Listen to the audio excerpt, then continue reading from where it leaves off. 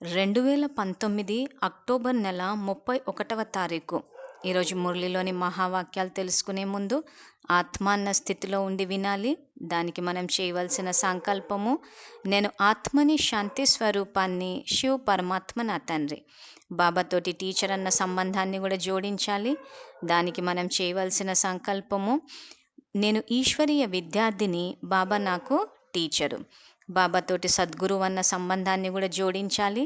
దానికి మనం చేయవలసిన సంకల్పము, బాబా నాకు సద్గురువు, నేను మాస్టర్ సద్గురువును. బాబాతోటి జీవిత భాగస్వామి అన్న సంబంధాన్ని కూడా జోడించాలి. దానికి మనం చేయవలసిన సంకల్పము, బాబా నాకు జీవిత భాగస్వామి, నేను బాబాకి జీవిత భాగస్వామిని. సర్వ సంబంధాలు పరమాత్మతో జోడించినప్పుడు బాబాని తలుచుకోవడం అన్నది సహజమైపోతుంది. సో ఈరోజు మురళిలో బాబా మళ్ళీ డ్రామా జ్ఞానం చెప్పారు. డ్రామా జ్ఞానం వినేటప్పుడు ఆత్మ అన్న స్థితిలోనే వినాలి. బాబా చెప్పేది ఆత్మ వింటోంది, ఆత్మనే ఈ డ్రామాలో పాత్రని అభినయిస్తుంది. సో శరీరానికి గనక వర్తింప చేస్తే డ్రామా జ్ఞానం తప్పుగా అర్థమవుతుంది. జ్ఞానాన్ని ఆత్మకు వర్తింప చేయాలి. తర్వాత ఈ డ్రామాలో ఇప్పుడు బాబా ఈరోజు మొట్టమొదటి మహావాక్యంలో నావని విషయసాగరం నుండి బయటకు తీసి క్షీరసాగరంలోకి తీసుకువెళ్లేందుకు బాబా నావికునిగా అయి వచ్చారు. ఇప్పుడు మీరు ఈ తీరం నుండి ఆ తీరము వైపుకు వెళ్ళాలి అంటున్నారు. సో ఇక్కడ ఈరోజు బాబా ఈ నావ అన్న పదాన్ని వాడారు. ఈ నావ విషయసాగరం నుంచి క్షీరసాగరం అంటున్నారు. ఈరోజు మురళి అర్థం చేసుకోవడానికి సాధారణంగా మురళీలు ఏవైనా కానీ టీచర్గా పరమాత్మ చెప్పే ఉద్దేశం ఏదైతే ఉందో ఆ ఉద్దేశంతో అర్థం చేసుకోవాలి. మన వైపు నుంచి అర్థం చేసుకోవద్దు. మన వైపు నుంచి అర్థం చేసుకునేటప్పుడు సాధారణంగా ఆత్మ అన్న స్థితిని మెయింటైన్ చేయకపోవడం వల్ల, దేహానికి వర్తింప చేసుకోవడం వల్ల కూడా జ్ఞానము వ్యతిరేక దిశలో అర్థమైంది మనకి. సో ఇక్కడ ఈ నావ అన్న పదానికి బాబాయ్ మురళిలో చెప్తున్న అర్థం ఏంటంటే మీ యొక్క శరీరం అన్న వస్త్రము అని ఎక్స్ప్లెయిన్ చేస్తున్నారు. సో బాబా ఏమంటున్నారంటే, మీరు మా నావ పాతబడిపోయింది, ఇప్పుడు మాకు కొత్తది ఇవ్వండి అని అంటారు. దీనిని వస్త్రము అని కూడా అంటారు, అలాగే నావ అని కూడా అంటారు. బాబా మాకు ఈ లక్ష్మీనారాయణుల వంటి దేహము అంటే వస్త్రము కావాలి అని పిల్లలు అంటారు అంటారు. సో ఇక్కడ నావ అన్న తర్వాత ఈ నావ అంటే శరీరము అన్నట్టు వివరించారు బాబా. వివరించిన తర్వాత ఇక్కడ ఇప్పుడు మీరు ఈ తీరం నుండి ఆ తీరము అంటే విషయసాగరం అంటే ఇప్పుడున్న ఈ ప్రపంచం నుంచి, క్షీరసాగరం అంటే సత్యుగం. సో ఇక్కడ నావా అన్న అర్థాన్ని చెప్పి ఈ తీరం నుండి ఆ తీరానికి వెళ్ళాలి అంటారు. సో దీని గురించి వివరణ ఏమిస్తున్నారంటే, మీరు ఇంటికి ఏ విధంగా వెళ్ళగలరో అది కూడా అర్థం చేయిస్తారు. తండ్రి ఏమైనా ఈ శరీరాన్ని తీసుకువెళతారా అని ప్రశ్న అడుగుతున్నారు. వారు ఆత్మనే ఆవలి తీరానికి చేరుస్తారని ఇప్పుడు పిల్లలైన మీరు తెలుసుకున్నారు అంటున్నారు. సో ఇక్కడ శరీరాన్ని తీసుకువెళ్ళను, ఆత్మనే తీసుకువెళ్తాను అంటున్నారు. సో కాబట్టి ఈ వాక్యాలు చదువుకుని మనం తెలుసుకోవాల్సింది ఏంటంటే, ఆవలి తీరానికి వెళ్ళడానికి పవిత్రంగా తయారై వెళ్ళాలి. ఎందుకంటే ఆత్మే వెళుతోంది, శరీరం వెళ్ళటం లేదు. సో శరీరాన్ని ఇక్కడ వదిలేయాలి. కాబట్టి శరీరం పట్ల ఉన్న మోహాన్ని గనక తీసేయగలిగితే బాబాతో పాటు ఈ విషయసాగరం నుంచి క్షీరసాగరానికి బాబా చేపట్టుకుని వెళ్ళిపోవచ్చు. సో ఇది ఈ మహావాక్యాల ద్వారా బాబా మనకిచ్చే సూచనలు. తర్వాత ఇవాళటి ప్రశ్న, పిల్లలైన మీరు ప్రతి ఒక్కరి పాత్రను చూస్తూ ఎవ్వరిని నిందించజాలరు, ఎందుకు? సో ఈ ప్రశ్నకు బాబా ఇచ్చే సమాధానము, ఎందుకంటే ఇది అనాదిగా రచింపబడి ఉన్న డ్రామా అని మీకు తెలుసు. ఇందులో నటులు ప్రతి ఒక్కరూ తమ తమ పాత్రలను అభినయిస్తున్నారు. ఇందులో ఎవరి దోషము లేదు. ఈ భక్తి మార్గం కూడా మళ్ళీ వస్తుంది. ఇందులో కొద్దిగా కూడా మార్పు ఏర్పడజాలదు. సో ఈ వాక్యాన్ని అర్థం చేసుకోవాలంటే ముందు వాక్యం, ఎందుకంటే ఇది అనాదిగా రచింపబడి ఉన్న డ్రామా. సో దీన్ని ఎవరు రచించారు అనంటే పరమాత్మ రచయితగా రచించారు. సో ఇందులో మన పాత్రలు, సో ఇక్కడ బాబా నటులు తమ తమ పాత్రలను అభినయిస్తున్నారు అంటున్నారు. సో రచయితగా బాబా డ్రామాని రచించారు, పాత్రలని మాస్టర్ రచయితలమైన మనం రచించుకున్నాం. సో ఇప్పుడు ఈ డ్రామా గురించి సంబంధించి అనాదిగా రచింపబడి ఉన్న డ్రామా ఈ పదానికి అర్థం తెలుసుకోవాలి అని అంటే బాబా 3 జూన్ 2019లో చెప్పారు. సో డ్రామా అంటే ఈ సృష్టి చక్రంలో ఏదైతే యుగాలు ఇవన్నీ ఉన్నాయో ఇవన్నీ డ్రామాల్లో రచింపబడి ఉన్నాయి. సో రచయితగా బాబా అవి రచిస్తారు. మాస్టర్ రచయితలుగా మన పాత్రని మనం రచించుకుంటాం. సో ఇక్కడ ఎవరైనా విద్యాలయంలో బాబా పాత్రని నిర్ణయిస్తున్నారు, ఫలానా విద్యార్థికి బాబా మంచి పాత్ర ఇచ్చారు అని అంటే నమ్మొద్దు. ఎందుకంటే ఈ విషయాన్ని బాబానే చేస్తున్నారు అని అనుకోవడం వల్ల పురుషార్థంలో తీవ్రత తగ్గిపోయింది. ఇంకా బాబా చేస్తున్నప్పుడు ఇంకా మనం చేసేది ఏముందని, లేదా డ్రామా రిపిటీషన్ అని చెప్పేసి కూర్చుండిపోవడం. సో డ్రామాలో పాత్రని మనమే నిర్ణయిస్తున్నామని చెప్పేసి బాబా ఇదే సంవత్సరము 24th జూన్ మురళిలో చెప్పారు. సో ఆ మురళిలో ఏం చెప్పారంటే, ప్రతి ఒక్క ఆత్మ పాత్ర వారిది నడుస్తుంది. వీరందరి పాత్రను పరమాత్ముడే నడిపిస్తున్నారని అనరు. ప్రతి ఒక్క ఆత్మది వారి కర్మ ఖాతా ఏది చేస్తారో దానిని పొందుతారు అంటున్నాడు. సో బాబా ఈ వాక్యాలు చెప్పిన తర్వాత మళ్ళీ బాబా నిర్ణయిస్తున్నారు అని గనక అన్నప్పుడే విద్యార్థుల మధ్య భేదభావాలు, ఈర్ష్యభావాలు పుట్టడానికి కూడా కారణం అదే.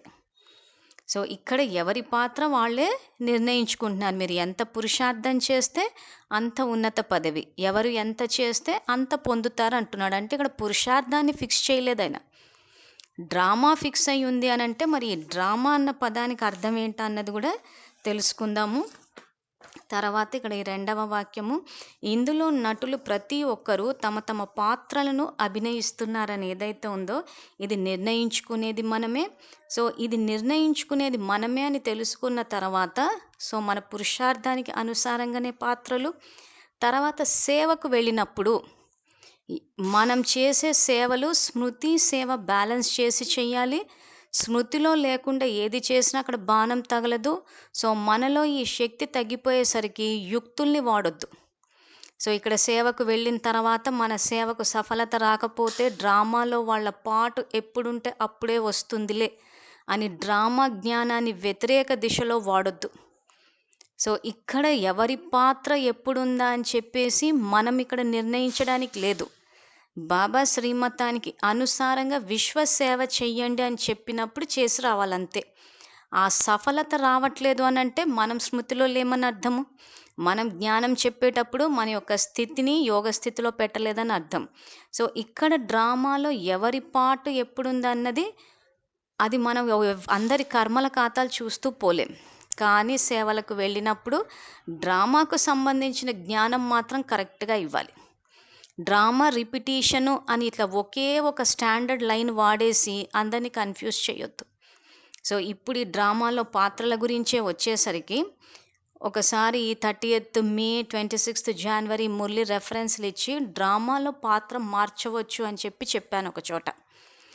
చెప్తే ఒక విద్యార్థి అడిగిన ప్రశ్న ఏంటంటే, ఈ డ్రామాలో పాత్రని మార్చవచ్చైతే వచ్చే కల్పంలో నేను మరి డ్రామాలోకి రావాలి అని అంటే, డ్రామాలో నా పాత్ర మారాలి అంటే ఇక్కడ అన్ని దైవీ గుణాలు ధారణ చేయాలి అంటున్నారు. స్వదర్శన చక్రాన్ని తిప్పాలి అంటున్నారు. కానీ ఈ కల్పంలో నేను జ్ఞానంలోకి రావడానికి కారణము నా జీవితంలో ఉన్న దుఃఖాలు. ఆ దుఃఖాలు వచ్చినప్పుడే నేను జ్ఞానాన్ని తెలుసుకుని బాబాకి దగ్గరయ్యాను. మరి ఇక్కడ జీవితంలో దుఃఖం అన్నది లేకపోతే నేను వచ్చే కల్పంలో బాబాకి దగ్గర అవ్వను కదా అంటారు. సో వచ్చే కల్పంలో దుఃఖం రావాలి అంటే ఖచ్చితంగా ఇక్కడ వికర్మలు చేయాలి. ఈ కల్పంలో అవి ఆత్మలో రికార్డ్ అవ్వాలి. దాని పర్యవసానంగా దుఃఖం రావాలి. దుఃఖం వస్తే అప్పుడు జ్ఞానంలోకి వస్తాం. ఇది ఆ విద్యార్థి పాయింట్. మరి ఇప్పుడు మార్చేస్తే మరి పాత్రని మరి బాబాకి దగ్గర అవ్వను కదా అంటారు. సో ఇటువంటి ప్రశ్నలు వచ్చినప్పుడే మనము డ్రామా జ్ఞానాన్ని కరెక్ట్గా చెప్పాలి. సో ఇక్కడ బాబా చెప్పింది ఏంటి, మనము ఈ విద్యాలయంలో మనకి ప్రవేశం ఇవ్వడానికి కారణము మనం చేసిన భక్తి యొక్క ఫలము. ఎవరైతే భక్తి చేశారో వాళ్లకు ఫలంగా ఈ వారసత్వాన్ని ఈ ప్రజాపిత బ్రహ్మకుమారి ఈశ్వరీయ విశ్వవిద్యాలయంలో అడ్మిషన్ ఇచ్చాడు ఆయన మనకి. అంతే తప్పితే మన జీవితంలో ఉన్న దుఃఖానికి ఫలంగా బాబా మనకి చదువు చెప్పటం లేదు. ఈరోజు జ్ఞానఫలం లభించింది, మన భక్తికి ఫలం అది, మన దుఃఖానికి ఫలితం కాదది. దుఃఖంలో ఉన్న వాళ్ళందరికీ బాబా జ్ఞానఫలం ఇవ్వాలంటే ప్రపంచంలో అందరికీ ఇవ్వాల్సి వస్తుంది. కానీ కొద్ది మందికే ఇచ్చారు. ఆ కొద్ది మంది ఎవరు? ఆ పుణ్యం చేసుకున్న వాళ్ళు. భక్తికి ఫలంగా ఇచ్చి ఈ విద్యాలయంలో వాళ్ళకి అడ్మిషన్ ఇచ్చి పిల్లలందరికీ సమానంగా చదువు చెప్పి ఎవరు చేస్తే వాళ్ళే పొందుతారంటే ఎవరు వాళ్ళ పురుషార్థానికి అనుసారంగా పదవులు సంపాదించుకుంటారు. సో ఇక్కడ ఈ డ్రామాలో పాత్ర మనమే నిర్ణయిస్తున్నాము. డ్రామాలో ఎవరి పార్ట్ ఎప్పుడుందో మనకు తెలియదు కాబట్టి మనం మాత్రము చెప్తాము. ఇప్పుడు మేము ఏ విద్యార్థికైతే ఈ విషయం చెప్పామో ఈ అవగాహన వల్ల ఖచ్చితంగా వాళ్ళు స్వదర్శన చక్రాన్ని అభ్యాసం చేసి శ్రేష్ఠ భాగ్యాన్ని రాసుకుంటారు. కాబట్టి వచ్చే కల్పంలో దుఃఖము రాదు. ఎందుకంటే ఖాతా ఇక్కడ మొత్తం అంతా బాబా 63 జన్మల ఖాతాని భస్మం చేస్తున్నారు.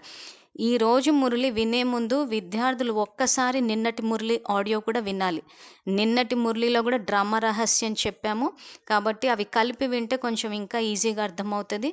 సో ఇప్పుడు ఈ విద్యార్థికి అవగాహన వచ్చింది కాబట్టి ఖచ్చితంగా స్వదర్శన చక్రం ద్వారా వికర్మలు కూడా వినాశనం చేసుకుంటే వచ్చే కల్పంలో ఇంకొంచెం ముందే వస్తుంది డ్రామాలో.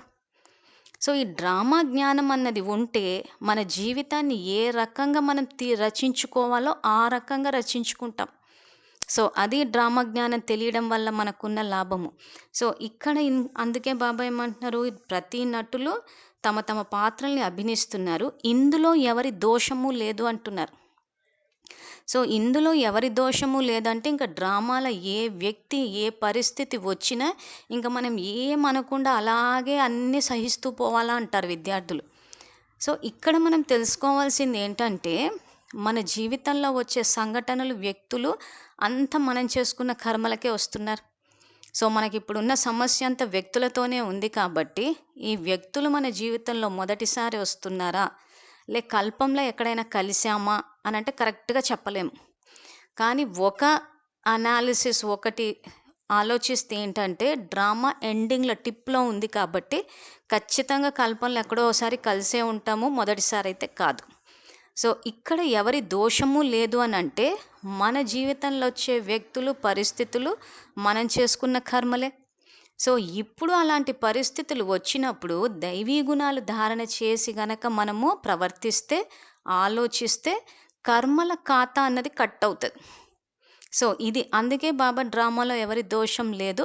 ఎందుకంటే మీరు నిర్ణయించుకున్న పాత్రలే మీకు వచ్చాయి, మీరు చేసుకున్న కర్మల పర్యావసానమే మనకు వస్తుంది కాబట్టి ఎవరి దోషము లేదు అంటారు. సో ఇప్పుడు ఈ వాక్యాన్ని చదువుకుని మరి డ్రామాలో ఎవరికి వాళ్ళు అనుచితంగా సభ్యత లేకుండా ప్రవర్తించినా మేము అలాగే సహిస్తూ పోవాలా అని అంటే ఇక్కడ మనలోని దైవీ గుణాలు ధారణ చేసి దైవీ గుణాలకు అనుసారంగా ప్రవర్తిస్తూ పోవాలి. అంతే తప్పితే డ్రామాలో బాబా చెప్పారు కదా ఎవరి దోషం లేదు కదా అని చెప్పి మేము అలా చూస్తూ సహించమని కూడా చెప్పటం లేదు బాబా. ఇక్కడ అష్టశక్తుల్లో సహన శక్తిని వాడాలి, ఎదుర్కొనే శక్తిని కూడా వాడాలి. సహన శక్తి అన్నది వ్యక్తుల పట్ల వాడాలి, ఎదుర్కొనే శక్తి అనేది పరిస్థితుల పట్ల వాడాలి. ఏ వ్యక్తి అయినా మన పట్ల అనుచితంగా మాట్లాడినా ప్రవర్తించినా సహన శక్తి అంటే ఆ వ్యక్తి బలహీనంగా ఉన్నాడన్న విషయాన్ని మనం గుర్తించి దయ చూపించాలి.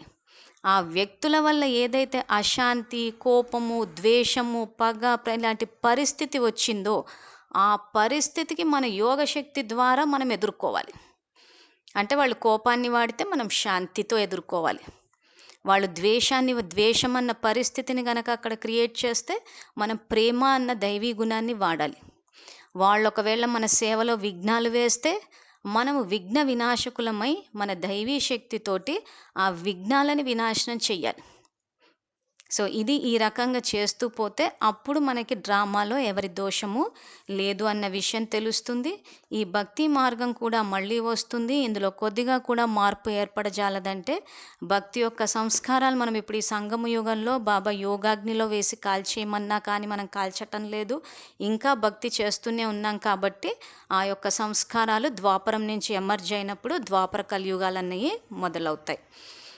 ప్రశ్న రెండవది, ఏ రెండు పదాలలో మొత్తం చక్ర జ్ఞానమంతా ఇమిడి ఉంది? జవాబు: నేడు మరియు రేపు. నిన్న మనం సత్యుగంలో ఉండేవారము. ఈరోజు 84 జన్మల చక్రాన్ని చుట్టి వచ్చి నరకంలోకి చేరుకున్నాము. రేపు మళ్ళీ స్వర్గంలోకి వెళుతాం. సో మొత్తం ఈ చక్రంలోనే బాబా 2 పదాలు ఉంటుంది. నేడు రేపులోనే జ్ఞానం అంతా ఇమిడి ఉంది అంటున్నారు. తర్వాత ఇప్పుడు మనం పావనంగా ఇంటికి వెళుతున్నాము. ఏ విధంగా నాటకంలోని నటులు ఇప్పుడు ఇక నాటకం పూర్తవుతుందని భావిస్తారో అలాగే మీరు భావిస్తారు. ఇప్పుడు ఆత్మలైన మనల్ని తీసుకువెళ్ళేందుకు తండ్రి వచ్చారు అంటున్నారు. సో ఈరోజు బాబా మొదటి ప్రశ్నలో డ్రామా అన్న పదాన్ని వాడారు. ఇప్పుడు మురళిలో నాటకం అన్న పదాన్ని వాడారు. సో ఈ డ్రామాకి నాటకానికి డిఫరెన్స్ తేడా ఏంటా అని చెప్పేసి బాబా 3 జూన్ 2019 మురళిలో చెప్పారు. సో ఈ 2 పదాలకున్న తేడా ఏంటంటే పునరావృతం అంటేనే డ్రామా అంటున్నారు.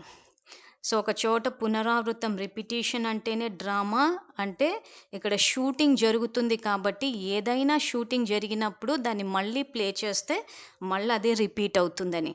సో ఇంకేమంటున్నారంటే డ్రామా అన్న పదము చాలా మంచిది, అది శోభిస్తుంది. చక్రము ఖచ్చితంగా తిరుగుతూనే ఉంటుంది. నాటకం ఖచ్చితంగా రిపీట్ అవుతుంది అని అనరు అంటారు. సో ఇక్కడ డ్రామా రిపీట్ అవుతుంది, నాటకం రిపీట్ అవుతుంది అని అనరు అంటున్నారు. సో నాటకం అంటే ఈ విశ్వం అన్న స్టేజ్ మీద ఏదైతే నటులు తమ తమ పాత్రని అభినయిస్తున్నారో అది రిపీట్ అవ్వదు అంటున్నాడు. కారణం ఏంటంటే డ్రామా అంతిమంలో అంటే ఈ సంగమ యుగంలో మన 63 జన్మల పాపాలని వికర్మలని వినాశనం చేసేలా అంటున్నాడు బాబా. సో పాపపు ఖాతా ఎలాగూ యోగం కానీ లేకపోతే దుఃఖాన్ని భోగించడం ద్వారా కానీ వినాశనం అవుతుంది. మన యొక్క వికర్మలను ఏం చేస్తున్నామంటే మళ్ళీ అవే రికార్డ్ చేసేస్తున్నాం. బాబా వద్దు అని చెప్పినా కానీ గడియ స్వదర్శన చక్రాన్ని తిప్పండి అంటుంటారు. మీరు త్రికాలదర్శులు అంటాడు. 3 కాలాల జ్ఞానం ఉంది మనకి. గడిచిపోయిన గతాన్ని తెచ్చి వర్తమానంలో గనక పెడితే వర్తమానమే భవిష్యత్తు అవుతుంది. అంటే మన గడిచిపోయిన గతము, వర్తమానము, భవిష్యత్తు 3 ఒకటే అయిపోతాయి.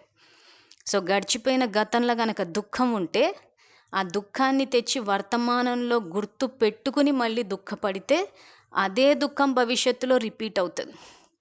సో త్రికాలదర్శులమైన మనము మన గడిచిపోయిన గతము ఇవాళ ఏదైతే 2వ ప్రశ్నలో చెప్పారో నిన్న రేపు అని చెప్పి, సో గడిచిపోయిన గతంలో మనము అనాది స్వరూపం అనేది జ్యోతి స్వరూపము, ఆ తర్వాత సత్యుగంలో దేవతా స్వరూపాలము, తర్వాత ద్వాపరంలో పూజ్య దేవతా స్వరూపాలము, వర్తమానంలో డబుల్ లైట్ ఫరిష్టాలము, శ్రేష్ఠ బ్రాహ్మణాత్మలం. సో ఈ రకంగా మన గతాన్ని, వర్తమానాన్ని, భవిష్యత్తుని 3 స్వదర్శన చక్రాన్ని ఇప్పుడు కనుక తిప్పితే మళ్ళీ అది భవిష్యత్తు ప్రారంభం అవుతుంది అంటాడు. సో ఇక్కడ డ్రామా రిపిటీషను, నాటకం రిపీట్ అవ్వదు అంటున్నాడు. సో అంటే బాబా ఏదైతే రచిస్తారో అది రిపీట్ అవుతుంది. మనం ఏదైతే రచిస్తామో అంటే ఏ సంకల్పాలైతే రచిస్తామో ఆ సంకల్పాలకు తగ్గ కర్మలు అంటే ప్రారబ్ధం రిపీట్ అవుతుంది అక్కడ. అంటే మనం అసురీ గుణాలు గనక ధారణ చేస్తే అక్కడ దుఃఖమే రిపీట్ అవుతుంది. దైవీ గుణాలు కనుక ధారణ చేస్తే అక్కడ సంతోషము, సుఖం ఇవి రిపీట్ అవుతుంది. సో సంగమ యుగంలో మనం దైవీ గుణాలు ధారణ చేస్తామా, అసురీ గుణాలు ధారణ చేస్తామా అన్నది మన చేతిలోనే ఉంది. బాబా దాన్ని ఫిక్స్ చేయలేదు. సో బాబా మన చేత యోగము, జ్ఞానము ఇవి చెప్పి మన చేత ధారణ చేయిస్తారు, చెయ్యమని చెప్తారు. సో చేస్తామా చెయ్యమా అన్నది మన విఘ్నత. తర్వాత ఈ నాటకానికి సంబంధించి రిపిటేషన్ అని మనం ఎక్కడైతే కన్ఫ్యూజ్ అవుతున్నామో దీనికి సంబంధించే బాబా ఇంకొక వాక్యము 23 ఏప్రిల్ 2019 సాకారం మురళిలో చెప్పారు.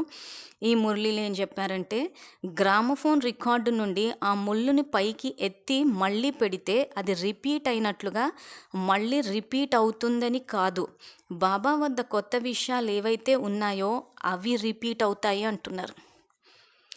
సో డైరెక్టర్గా బాబా ఏదైతే ఈ సృష్టి చక్రము, విద్యాలయము, 4 యుగాలు, కల్పవృక్ష జ్ఞానము ఇవన్నీ ఏవైతే కొత్త విషయాలు చెప్పారో బాబా వద్ద కొత్త విషయాలు ఏవైతే ఉన్నాయో అవి రిపీట్ అవుతాయి అంటున్నారు.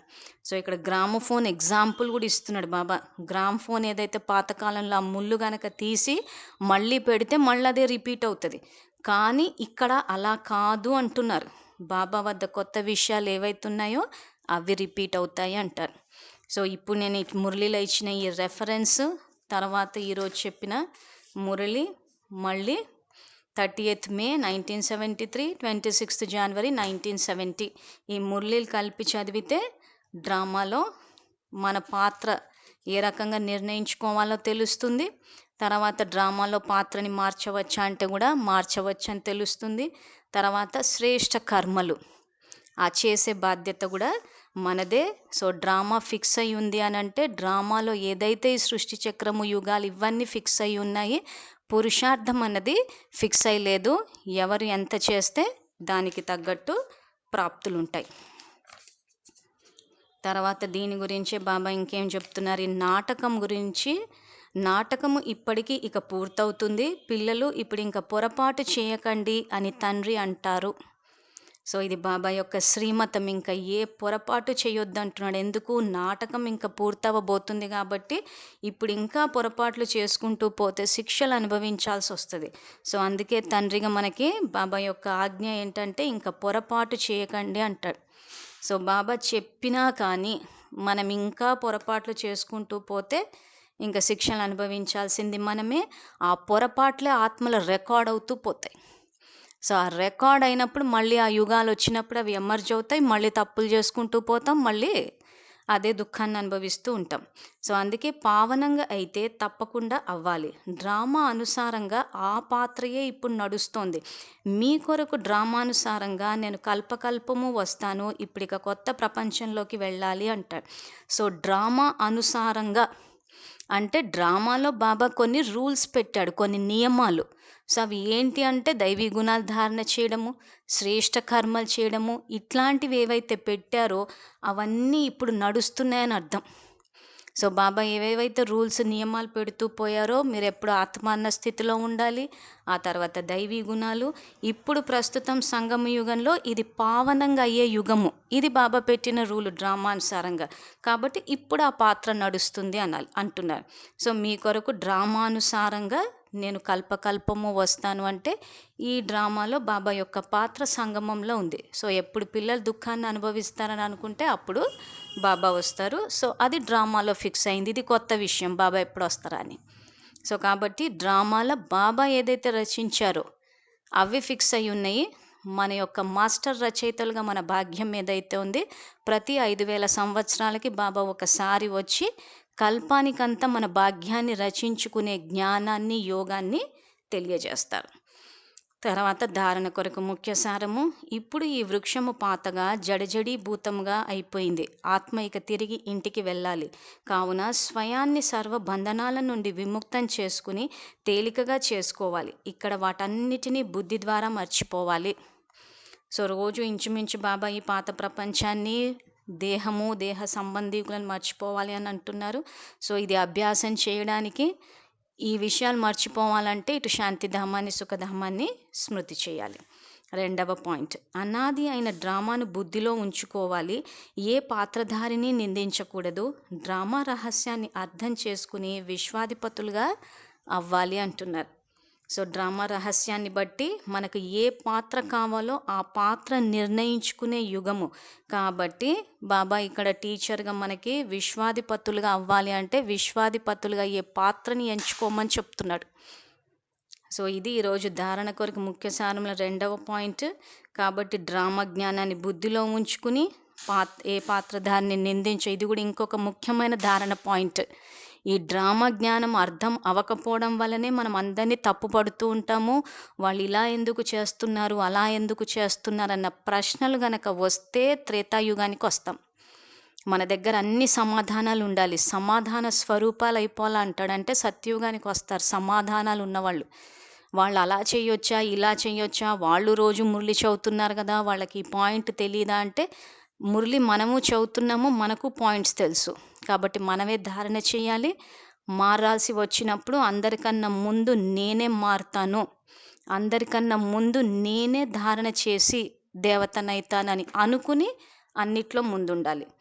తర్వాత డ్రామా రహస్యాన్ని అర్థం చేసుకుని విశ్వాధిపతులు అంటే ఇప్పుడు మనకు డ్రామా రహస్యం అర్థమైంది కాబట్టి పాత్రని నిర్ణయించుకునేటప్పుడు తండ్రిగా విశ్వమహారాజ్ అన్న పాత్రని నిర్ణయించుకుని దానికి అనుసారంగా పురుషార్థం చేస్తూ పోవాలి.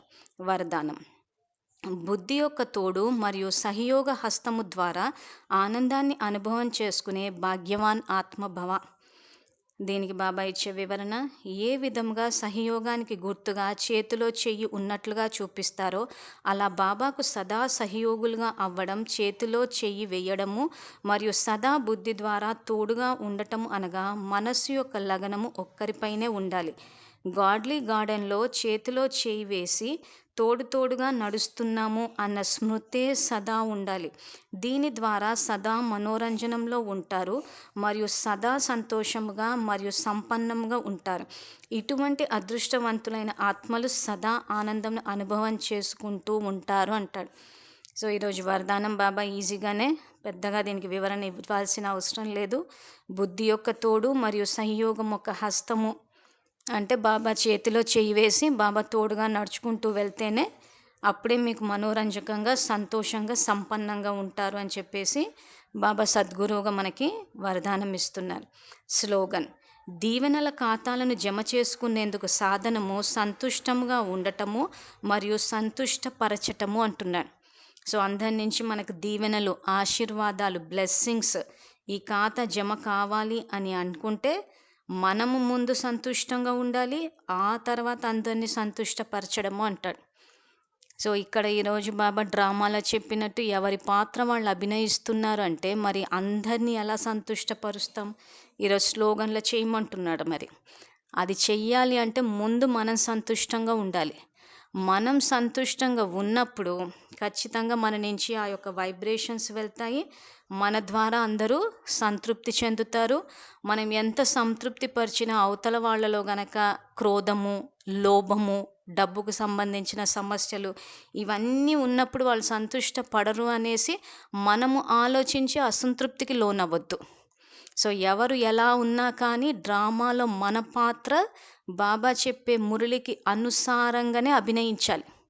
డ్రామాలో బాబా డైరెక్టర్, మనం యాక్టర్లం. సో బాబా ఏదైతే డైరెక్షన్స్ ఇస్తున్నారో ఈ మురళి ద్వారా దీనికి అనుసారంగానే మన పాత్ర ఉండాలి. వేరే వాళ్ళని ఎవరిని చూసి కూడా డ్రామాలో వాళ్ళ పాత్రని కాపీ కొట్టొద్దు. వాళ్ళు కోపం తెచ్చుకోగానే మనము దాన్ని వెంటనే కాపీ కొట్టేసి మనము కోపం తెచ్చేసుకోవద్దు. మనకు అంతగా కాపీ కొట్టాలి అని అనిపిస్తే బ్రహ్మబాబాని కొట్టాలి.